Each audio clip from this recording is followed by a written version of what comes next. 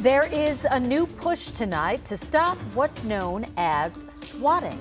Yeah, those are, of course, false reports of dangerous and potentially life-threatening situations like an active shooter. And within the last week alone, 3 schools across western New York were all targets of swatting. And tonight, our Dave McKinley is in Lockport, where U.S. Senator Chuck Schumer is introducing a new plan to stop these hoaxes. Lockport High School was one of several across the state last week which fell victim to a swatting incident claiming an active shooter was inside the school.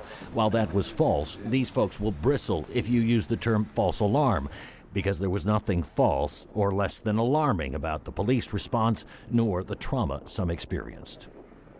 It is real. It is raw.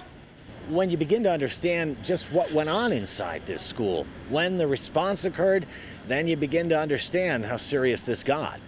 The police were told that the shooter was in a bathroom. We had young men and young girls in a bathroom when the lockdown happened. And wait till you hear what happened then to some of the kids as the police responded. They had a gun to their faces. They had to be patted down to ensure that they were not a shooter. They did not have a weapon. That is traumatizing. That is something that they are going to have to deal with. It was enough to bring the most powerful person in the United States Senate to town, who talked of how other students began reaching out to loved ones, setting panic into them as well.